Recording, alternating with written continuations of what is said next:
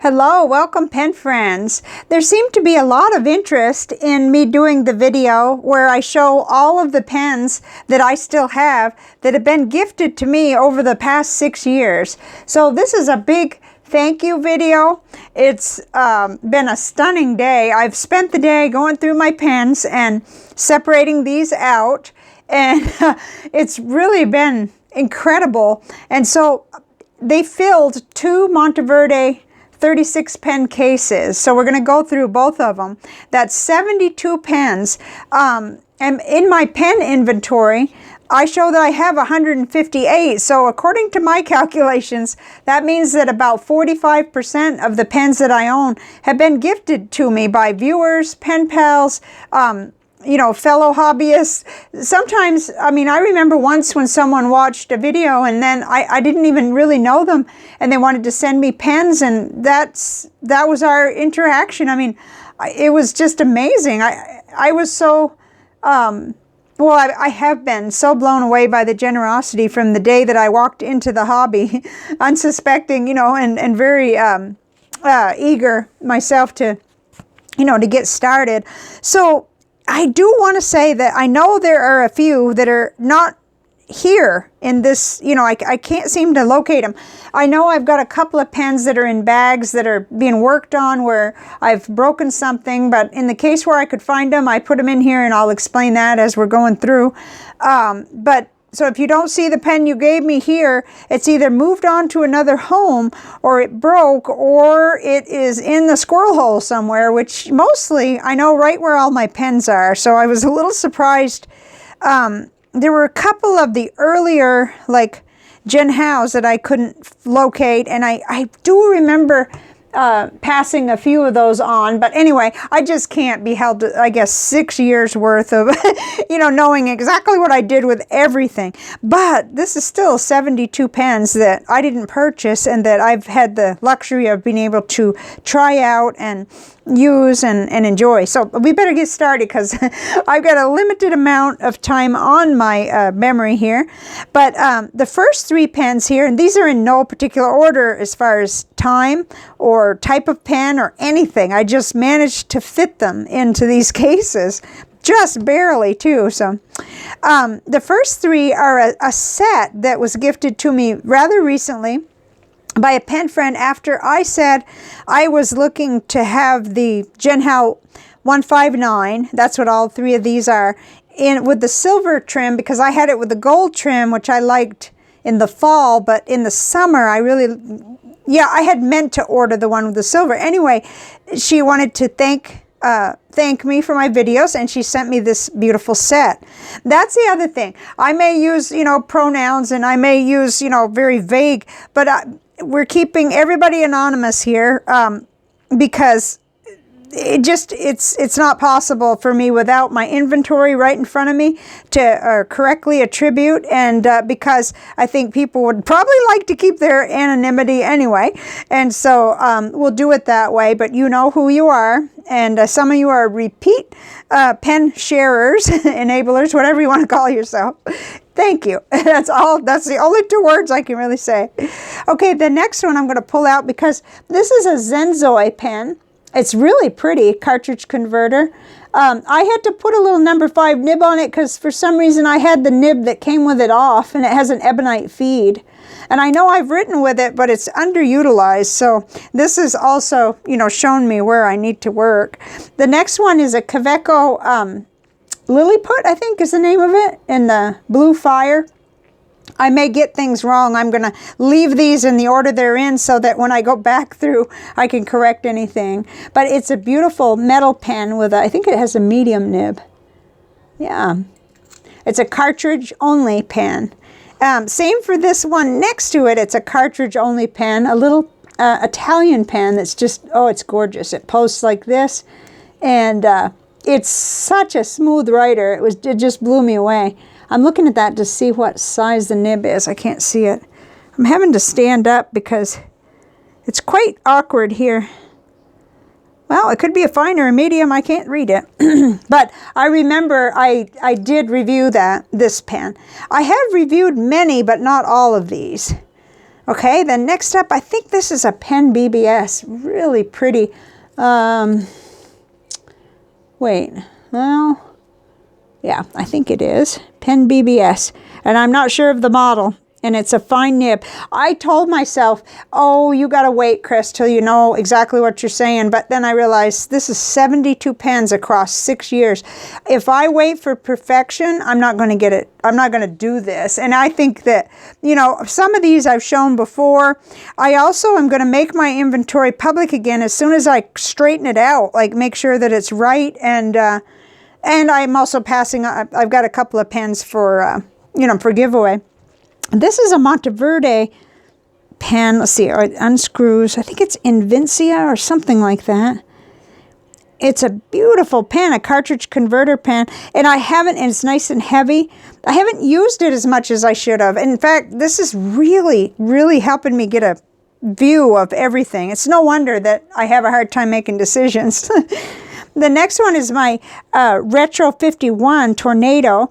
And I think I have an Opus nib unit on it, a medium right now. And it's a converter pen. You could use a cartridge. Gorgeous. Metal pen, very comfortable to write with. Again, it feels like, wait, why haven't I had this, you know, inked up in a while? It's really pretty. So many pretty pens. Next up is a little Parker Vector. This one is special because it was made in the U.S. and it has a medium nib and it takes a converter or cartridge. Beautiful, beautiful little pen. It's just so smooth. That was my first Parker, I believe, very first. And then this is a Twsbi Classic. So it's a piston filler without being a demonstrator, and this has a broad nib on it, and it's gorgeous. Again, shame on me for not having this inked up in a long time. I remember distinctly Hawaii Blue looks great in it and some other inks. But this isn't supposed to be a shame on me video. It's supposed to be an abundance video, a thank you video, and just sharing what I have and what's been gifted to me. This is a Lamy Safari, and I think it's the Candy series, but it's a purple.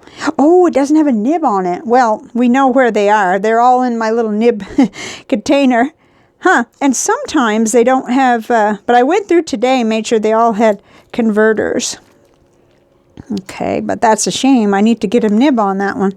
I mean, I've got 2 fine nibs and a broad nib in my nib container, so I wonder why she was left without a nib. Okay, and then this was my first All-Star. Someone sent me 3 of them. No, 2 All-Stars and a Safari. And I shared out the black Safari because I already had one exactly like it. And I kept this one. I really like it. Yeah. And there's a blue one that'll come up that it's a parts pen because it's really scratched. But when I got introduced to the All-Star, I realized that I really liked it. Now, I know there's that risk of scratching them, but I like the feel of the aluminum. I probably would always prefer the plastic, but I now have, I think, 3 All-Stars, and I do really like them. So next up is a little Travelers Company brass pen. And this one is really patinaed quite a lot. I think I've cleaned it at least once. It's got a fine nib on it. It's very smooth. I like to have a black ink cartridge in this one. And gosh, I mean, it's really, really nice. I used to put this with my, where I write what I eat. And I would do that again. I think if I get my little passport traveler's notebook out, I would use that again for sure. And maybe anywhere else where I could make sure I firmly, attach it and don't lose track of it. Okay, the smaller pens scare me sometimes that I'm going to lose them, but that's a real thing. Okay, and the next is Faber-Castell Loom. And I think this has an extra fine nib, but it writes, well, it says fine. Something has an extra fine. Wonder if I switch things. Okay, it's a fine nib, and it writes nicely. It's really, really pretty, and it was my whole introduction. I've only had this one. My pen friend sent it, and just wonderful for me to add one, you know, to knowing what it's like and being able to really learn about it. And then next up, a different pen friend sent another Faber-Castell pen. It's an Ondaro, and it's wooden. Most of you that have been around a while have seen all of these. You know, there may be some very recent ones that you haven't seen. Oh, this is the extra fine nib. Okay, and that makes sense that I would confuse two Faber-Castell nibs. This is gorgeous. It's it doesn't get inked up enough. It may be a little heavy. Maybe. I'll have to think about that some more, but it's a beautiful pen. What an unusual pen, too. And then right next to it here is a Lambatu. Let's see, there's a number on this. Wow, 30-something, 3059. There it is, 3059. It's kind of a Twsbi Eco lookalike. And I have maybe that could be a Wingsung nib on it. I play musical nibs on these a lot. And I have had these inked up. I've got two of them. There's a pink one somewhere too.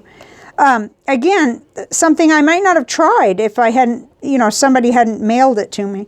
This is very recent. And this is my first Kaweco Sport where I was super happy with the nib. This was my third Kaweco Sport, and my first one where the nib is just excellent. It was sent by a pen friend, and it has a double broad nib on it. Just blew me out of the water and made me realize why everybody says such good things about Kaweco. I've had really bad experiences with the other two nibs, but I'm not going to give up on them because of this experience. Okay, so we're going to flip over here. And, oh gosh, I wonder, yeah, 12 minutes. May have to break this up into two parts, which is not my plan. This one I've done a review on, Jinhao 301, so I will kind of go quickly, but that has a beautiful finial. And the pen friend that sent this sent a whole bunch at the same time, which probably are all kind of in here together, but not together, but in here anyway. And this is a vintage pen, a little Waterman 52 lever filler that I broke somehow. It won't fill, and I'm really heartbroken about it because it has a beautiful number 2 nib on it. I was really doing well with it, but then suddenly realized that I wasn't able to fill or, you know, work with it anymore. So I'm not going to give up on that either. You can bet.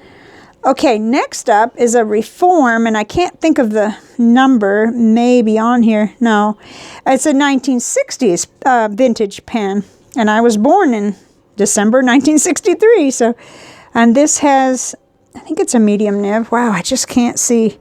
I can't see in this lighting, but it's piston filler, and I really enjoy it. I have to try to find the right ink for it. That's something I'm still working on. Okay, and then next up, I know, this is where I know if there were more of these, and I can't find them. So they're hiding somewhere, probably in a project. This is what I do. I cluster things together as a project, and then I kind of misplace. I don't lose them, but anyway, this is a Jinhao 51A with a hooded nib and extra fine nib and converter. So this was another pen friend that really wanted me to try this, and I really enjoy trying it. It's quite fine, but that, you know, that comes up a lot with me, where I have to begin to refine and understand which fine nibs I can write with. I remember that this is a little Miffy's Garden pen, and it is so sweet. A little hooded nib. And let's see, I don't remember if it had a converter. Yeah, it's got its own little neat little converter and everything. And it's a very smooth writer. It doesn't get inked up very much, probably because of the size and the very thin section. But what a delightful little pen. Oh my goodness. A lot of these I never would have been able to try it. You know, I wouldn't just have even known about them. This is a platinum preppy. And I think this is the one that was eyedroppered. Yeah, my friend that sent this eyedroppered it. And, you know, so it was already ready to go. And I have had ink in in this one for so long. It just really, you just can't go wrong with that. It stays nice and it writes, you know, as long as you want it to. And then this is the little pocket pen that I was telling you about, that when I found that little Tashi Odo, let's see if it's over here. Probably is. It should, oh, well, I might be like Coco and start an avalanche. I have the wrong glasses on. So when I found this one, this is the Tashi Odo. It did what this one wouldn't do in terms of, it was exactly the pen I wanted, this one, but, whoops. But this one has a different filling system that kind of, it just gave me trouble. Let's see, it's like a bladder, I think. Oh dear, I shouldn't spend so much time with each pen because I'm going to run out of time. Yeah, I mean, I can just barely get ink into it, so I'm not writing long with it before I have to change it, but I just loved it so. But you can see what happened. I ended up finding, you know, by writing with this, I knew to look for something like this because I just absolutely love it, you know. I wish it would hold more ink, or I could get more ink into it. Let's see, next up is Pen BBS 308, I think. It has a different number, but we've been over that before. 308 with, I think, a fine nib. Gorgeous pen with a converter in it. Again, fine nib, so you probably don't see it in my pen rotations as much as it should be, or, you know, would be if someone else had it, probably. And this is a Rotring pen sent by a pen friend. There's another one around here somewhere. I may have that in a plastic bag, though, because I had a problem with one of them, and I ended up putting it in a project bag so that I could get around to fixing it. But these are neat, and if I remember right, this is the one that really was writing super good for me. A real slim pen and real pretty and nice. So, okay, if we get up too far here, I will have to split this up. Okay, and this is a Midori fountain pen. MD Paper Products. Can you see that? Oh my, the lighting is really terrible. I think it's a medium nib, but it might be a fine nib. It writes like a fine nib, and it has a converter. So I remember thinking this would be really good for the planners, you know, the smaller lined grid planners, because I did write with it. I wrote with almost everything here. There are very few that I haven't gotten around to actually inking them, but this I used to write with a lot with Kaweco Ruby Red. This is a Tombow Object, and it's a wonderful writer. It's got a medium nib. Right now it doesn't have a converter in it. It takes a standard cartridge, though, and I don't know why, but Kaweco Ruby Red is the ink that this pen just super loved. Of course, it's a red ink and a blue pen, but that's just funny. Okay, then next up, another gift is a Jinhao. Let's see what number this is. Oh, it doesn't have the number. It's known as the shell pen, though. It has a number 5 nib on it. I've had this switched out before for broad nibs, so, you know, it's versatile. You can pull it and switch it. Very nice little pen. This just almost seems like I have more pens than one person should have. But it's an honor to be able to try all these and to be able to compare them and to have this channel. So you guys have really made it possible. If you're looking at 45% of what I have is because of people, you know, sending them. This is a retro something. Wait. Kaweco Retro, I think, and it has the hooded nib. Mine is misaligned a little bit, so I would ink it up a lot more, except that I always feel like I have to worry about how to hold it. And of course it has a converter. Let's see. But I love the pen. I love the look of it, and I wish I wasn't so nuts about having to, you know, have it perfectly aligned. I don't know how to fix it, but it is a beautiful pen. Okay, You see why I'm not saying who sent what? Because I'm just, you know, sometimes I'm not quite sure about myself. Like, I have so much still to learn. This is a, well, what it is a Twsbi lookalike, like a vac fill pen, and I can't remember who makes it. Wingsung, maybe? Or is it a Jinhao? Wow. Complete blank, but I can see that it says 3013, so I'll have to specify when I get down into the description. I'll list these as well as I can. It's going to take me a couple of days to do this. Okay?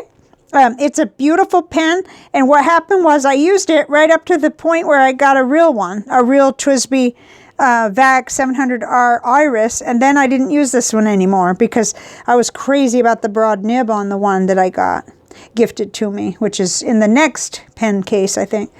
And then this one, this is another Pen BBS beauty here. It has a number, 352 maybe, if I'm reading it right. It's gorgeous. And it has an Anderson stub, a 1.1 stub that came on it when the person sent it to me, with a converter and everything, and it's gorgeous. It's just beautiful. And then next up is a Pilot Parallel with a 1.5 nib, and I think it's in there. Yeah, I had it pulled out because I had it in an Opus 88, but it's back in here now. And you can use a converter or a cartridge with these, and this one was gifted to me. There's another one, maybe. There's another one around here. There's supposed to be a green one. I think it might be in the other pen case. And then this is a Wingsung 3003. It's got I think an extra fine nib or a fine nib. Well, it says fine. I think I consider it extra fine. It was tuned by my pen friend, and it writes real smooth. And it's got a converter. So this is the one that I kept of those because it is so smooth, because he smoothed the nib. So that was wonderful. Now, this is a little, can't remember who gave me this one. This is an exception. I almost always can remember. I even debated with myself, like, did you actually buy this, Chris? But no, I think someone sent it. It's a little Jet Pens pocket pen with a fine nib, I think. And it's...